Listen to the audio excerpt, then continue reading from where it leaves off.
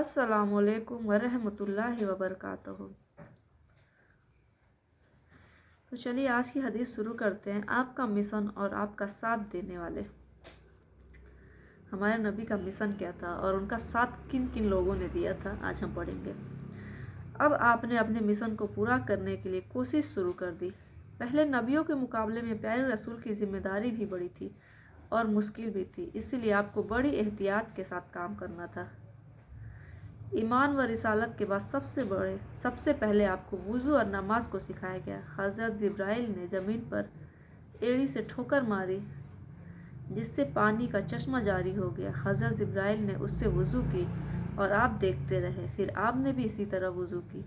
उसके बाद हज़रत जिब्राइल ने आपको 2 रकात नमाज पढ़ाई और प्यारे रसूल ने उन्हीं के साथ नमाज पढ़ी। उसके बाद आप घर आए और हज़रत खदीजा को सिखाया। सुबह और शाम दोनों समय आप नमाज पढ़ने लगे। सबसे पहले साथ देने वाले। प्यारे रसूल ने मिशन के बारे में उन लोगों को सबसे पहले बताया जिन पर आपको पूरा भरोसा था। सबसे पहले अपनी बीवी हज़रत खदीजा को बताया, मर्दों में अपने जिगरी दोस्त अबू बकर को बताया, बच्चों में अली और गुलामों में जैद को। ये चारों हजरात आपकी बात सुनते ही आप पर ईमान ले आए और मुसलमान हो गए। अच्छे काम करने के लिए सबसे आगे बढ़ना बड़ा ऊंचा दर्जा रखता है। जब प्यारे रसूल ने लोगों को एक अल्लाह की पूजा करने के लिए पुकारा तो सबसे पहले आपकी बीवी हज़रत खदीजा ने आपका साथ दिया। बच्चों में हज़रत अली ने, आज़ाद मर्दों में हज़रत अबू बकर ने, आज़ाद किए गए गुलामों में हज़रत जैद ने और गुलामों में हज़रत बिलाल ने आपका साथ दिया। हज़रत अबू बकर मक्के के बड़े आदमियों में से थे। इस्लाम अपनाने के बाद उन्होंने भी अपने दोस्तों को इस्लाम के बारे में बताना शुरू किया। चुनांचे हज़रत उस्मान, अब्दुर्रहमान, सअद बिन अबी वक्कास, ज़ुबैर बिन अव्वाम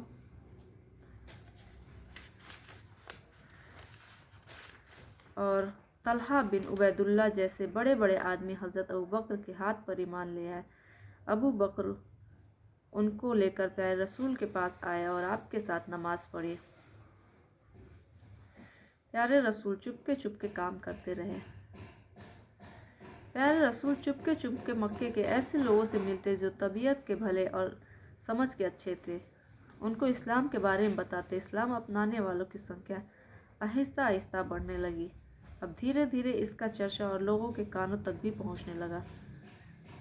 मक्का के लोग एक तो जाहिल थे, दूसरे अपने बाप दादा की गलत रस्मों से भी मोहब्बत करते थे। जब उन्होंने देखा कि यतीम मोहम्मद की बात मानकर लोग हज़ारों मूर्तियों के सामने झुकना छोड़कर केवल एक पैदा करने वाले मालिक के सामने झुकने लगे, बुराइयों को छोड़कर अच्छे काम करने लगे, तो उन जाहिलों को अपनी सरदारी खतरे में दिखने लगी। इसीलिए उनको इस नए धर्म पर जिसका प्रचार प्यारे रसूल करते थे बहुत गुस्सा आया। 3 साल तक प्यारे रसूल यूं ही छुप कर लोगों को पैदा करने वाले का सीधा रास्ता बताते रहे। जो नेक और समझदार थे वे तो कबूल कर लेते और जो ना समझ और हट धर्म होते वो ना मानते बल्कि उल्टे दुश्मन हो जाते। आज के दौर में एक मालिक की तरफ बुलाना और अच्छी बातें बताने पर कोई पाबंदी नहीं, इसलिए छुपकर काम करने की ज़रूरत भी नहीं। लेकिन जिन देशों या इलाकों में मालिक के पैगाम को मालिक के बंदों तक पहुंचाने पर रुकावट हो तो ऐसी जगहों पर पैदा करने वालों का पैगाम उसके बंदों तक पहुंचाने बहुत ही समझदारी और छुपा कर करने की ज़रूरत है। लेकिन मालिक के इस पैगाम को प्यारे रसूल लेकर आए हर दौर में लोगों तक पहुंचता है। ये हमारे पास एक अमानत है जिसको अनजान और नासमझ लोगों की सेवा में पेश कर देना हमारी जिम्मेदारी है। यानी हमारे और आपके पास ये अमानत है कि हमें लोगों को समझाना है, लोगों को बताना है कि हाँ, ये बुत परस्ती जो होती है, जो मूर्ति पूजा होती है, जो अपने हाथ से लोग बनाते हैं और उसको पूजते हैं, वो गलत चीज़ है और उसको छोड़ के एक अल्लाह की इबादत करें। अब जाहिर है कि अच्छे काम में बहुत ही